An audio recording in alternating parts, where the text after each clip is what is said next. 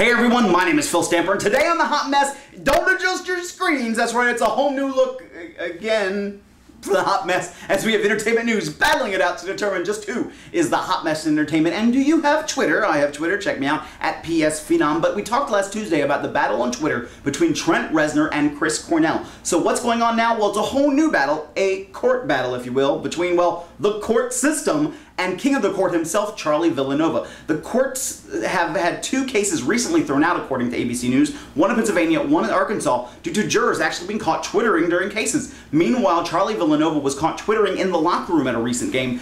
Wow, that sounds a little bit more disgusting than I really intended, and was reamed out by his coach for it. So who becomes the hot mess in this situation? It's going to be the court system. Let's face it, jurors who do this have broken their vows of confidentiality about not talking about the case and have now wasted thousands of dollars of taxpayer money. And I don't know, but it might even open those jurors up for possible litigation. Meanwhile, Charlie Villanova wasn't trying to provide any trade secrets. He wasn't trying to break anybody's confidence in him. He was just saying, Coach wants me to step it up. I think I need to step it up. And guess what? After halftime, he really did step it up. And in other news, straight from the pages of IGN.com, it's the battle of The Rock versus John Cena. Go over to the link over in the more information section to find out what IGN.com had to say about The Rock taking on John Cena. But I'm going to take it one step further, as I have The Rock's Race to Witch Mountain take on John Cena's 12 rounds. So who becomes the hot mess in this situation? Let's face it, it's going to be John Cena's 12 rounds. He has yet to solidify himself as a major movie star presence. Meanwhile, The Rock is a talented superstar, and The Race to Witch Mountain coming off a #1 box office weekend, and possibly heading into another weekend where they'll be #1, maybe #2. I think John Cena has a lot of potential. I think he needs to break out and kind of do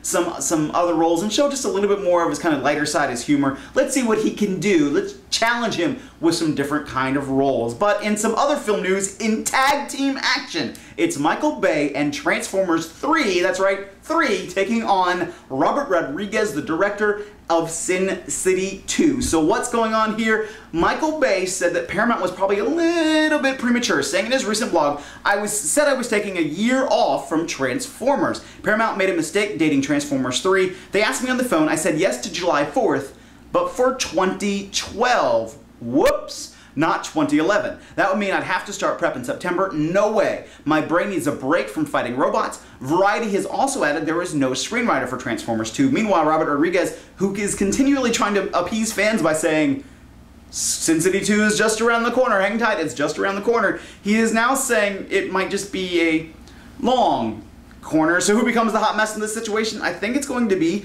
the Transformer franchise, because either one of two things is going to happen. Either Paramount's going to say, well, Michael Bay, if you can't do it to our schedule, we might have to replace you. Or Michael Bay will say, well, then I'll go ahead and stay on, but then we'll rush it through and not give it as much thought in the creative process on the development. Plus, with no screenwriter?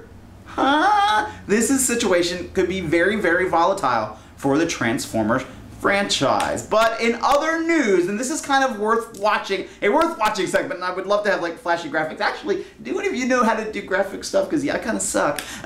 We have Funny or Die's brand new presentation of Gobstopper. Imagine Willy Wonka as a true horror tale with Christopher Lloyd playing a demented Willy Wonka in a B-rated horror movie. This segment is hilarious. Check it out at funnyorDie.com. I'll put the link over in the more information section. And now, an interactive piece where you get to tell me who you think is the hot mess in this situation. It's the show of Bones that will have coming up in a new episode, Stewie from Family Guy. I am not making this up. There's going to be a crossover between Family Guy and Bones, where one of the characters being played by David Boreanaz, otherwise known as Angel to a lot of us, has a condition where he's able to see cartoon characters. It's a realistic condition, and he sees Stewie. Seth MacFarlane is actually signing off on the lines that Stewie will be able to say, and the creators of Bones are actually saying, if he wants him to sing, we're gonna let him sing. So tell me who you think is going to be the hot mess in this one, because my head's spinning. And meanwhile, my name has been Phil Stamper. This has been The Hot Mess, and you have a good one.